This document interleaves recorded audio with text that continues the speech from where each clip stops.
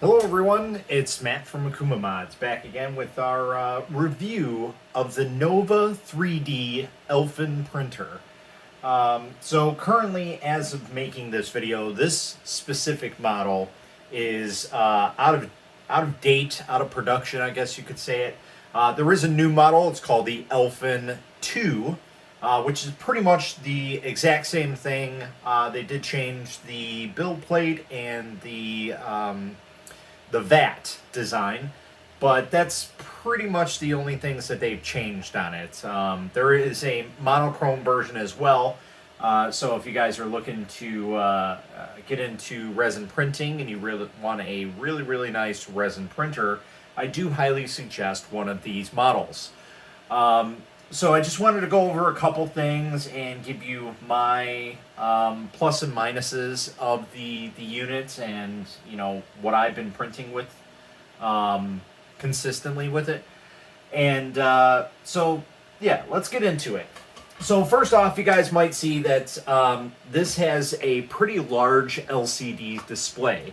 Most of the units that you see out there are usually 2.8 or 3.5 inch touchscreen displays.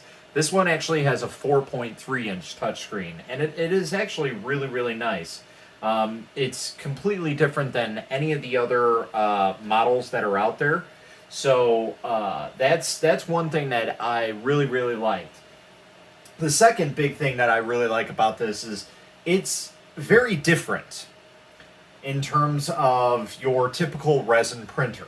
So normally a resin printer is a box shape looking thing with a pop-off lid or a flip top, whatever it may be. But 9 times out of 10 it's just like a box looking thing, and it looks very industrial. It's not very fancy looking. Where, as you can clearly tell, that this one is a really nice model. They put a lot of thought into this model, and I have 3 different types of categories of resin printers. You have your industrial model, like a Weebox, or well, that's really the only one that I got that's truly an industrial style model. You have the industrial printers, you have dental style printers, and then you have regular everyday maker printers. Those are your Elegumars, Anycubic Photon, Creality LDR, Sonic Mini, things like that. Things that they're just there to make you print. This one is actually made to look nice while print very well. One of the great things about Nova 3D printers is that the dimensional accuracy that these things output are amazing.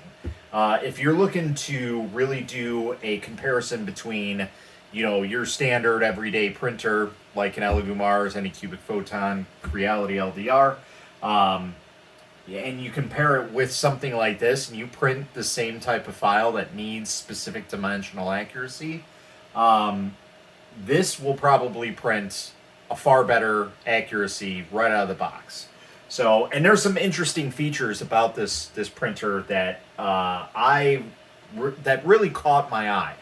And still to this day, Nova 3D is not really a known company. They are kind of making a name for themselves now.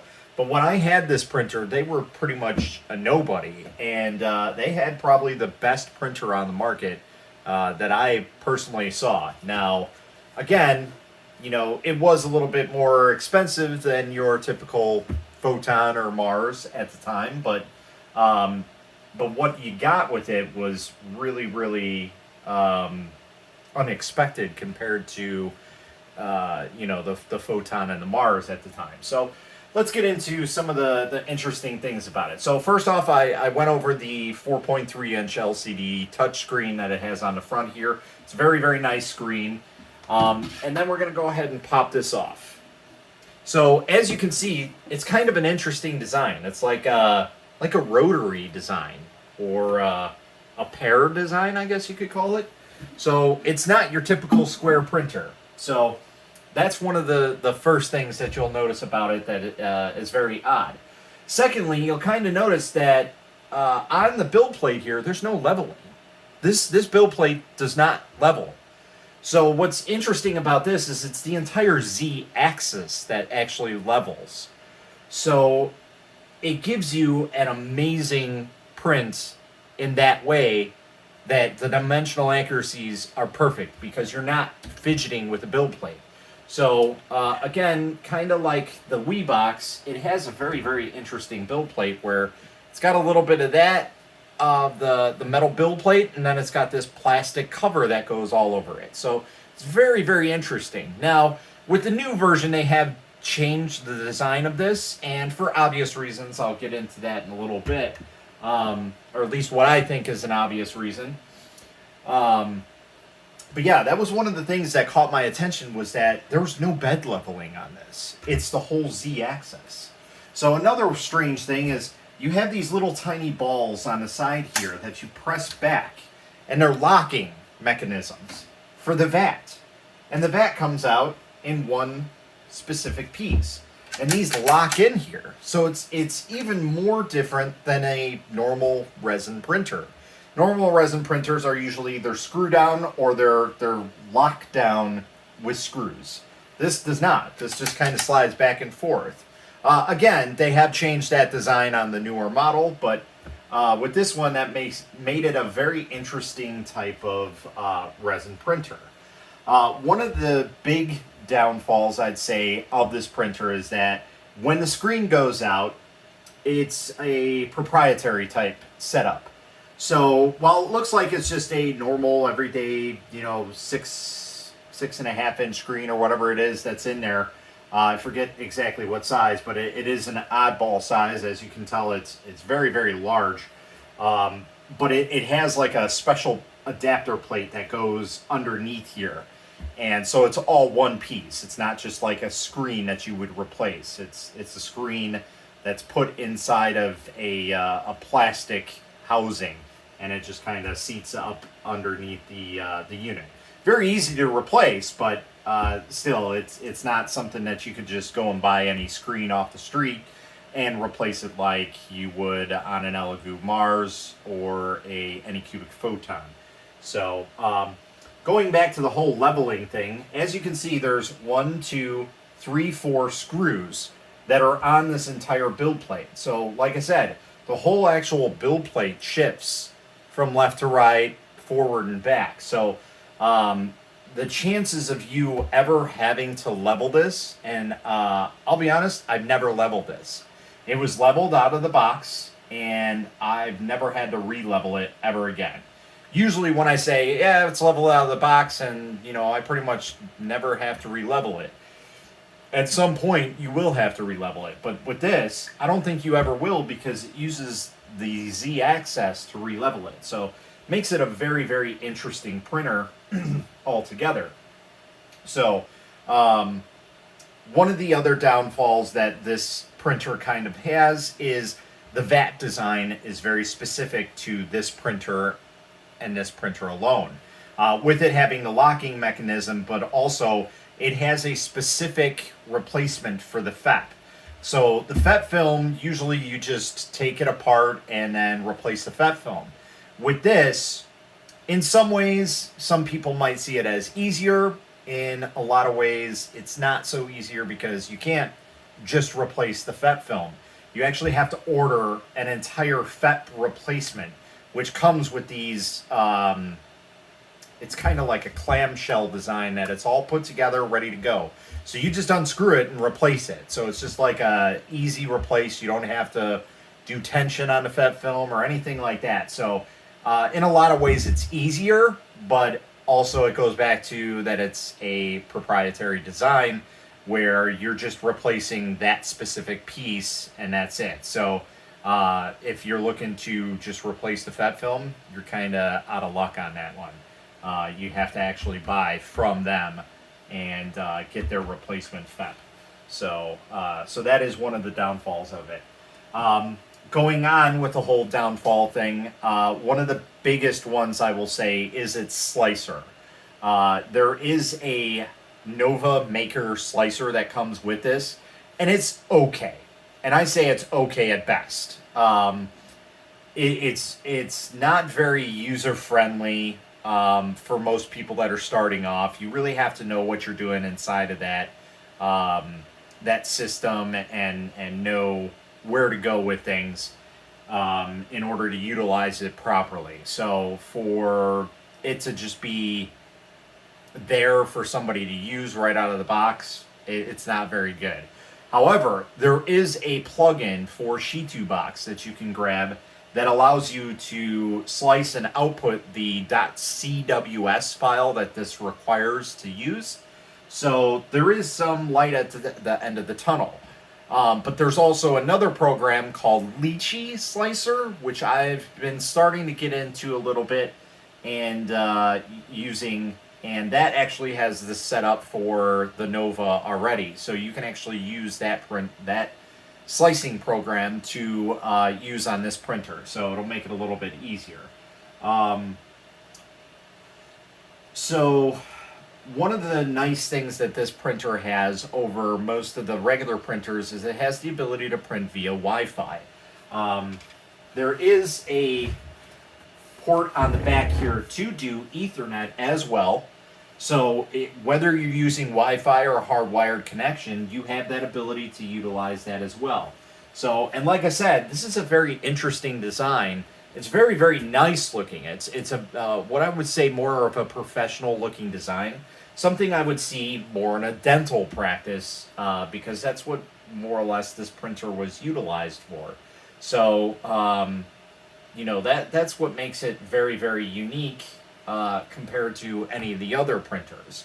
So it is a very, very solid design. It's not like really, really cheap feeling or anything like that. But in general, it just looks a lot nicer than any of the other printers that I've worked with or owned. So I really, really dig the design of this printer specifically over any other one. And then obviously it's just got those added features like Wi-Fi, hardwire ability to use the internet on it, and you know, print things via remote. So most of the time my higher end printers have that type of ability with Nano DLP. This one just uses your regular stuff. I don't think it uses Shi2Box or Shi2 software or even Shi2 boards. I'm pretty sure it does have its own proprietary board. Again, might be another downfall, but so far this thing has been printing very, very well.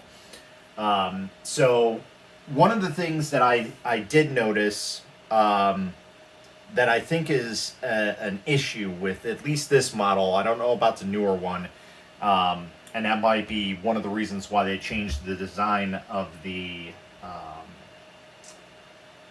build plate, is these screens tend to go bad, and they tend to go bad pretty quickly. A lot quicker than any other printer I've had. I think I had maybe 80 hours on this LCD screen before it went bad.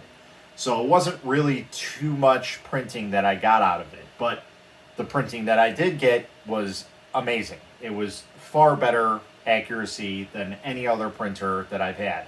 And I actually did a comparison way, way back when I started resin printing against my Photon, my Mars, and this printer. And you can clearly see that just right off the bat, they were far better prints. Less flat footing, and again, just the dimensional accuracy was right there. So when I printed something on the screen and it showed, you know, 32 millimeters, it was right in that 32 millimeter. Whereas my Photon and my Mars, you know, depending on what settings I was using, they can be over or under a millimeter of that. So, but this thing was usually within 0.2 of a millimeter. So that was really, really nice to have. Again, they have changed some designs with it, but the entirety of the unit has remained the same with the Elfin 2. So I will link the Elfin 2 information on the bottom there because currently they don't really sell this. So I guess making this video is really a moot point at this point. But I figured I'd get it out there and let you guys know, you know, if you happen to see this printer on the market, maybe it's something you want to look into and see if that is a printer you really, really want. So obviously there's you know, newer printers with monochrome screens out there. They do have excuse me, they do have a mono version of the Nova Elfin 2 out there as well. So I would say that's probably going to be the best printer on the market. I have yet to get my hands on one. Hopefully I'll get one soon.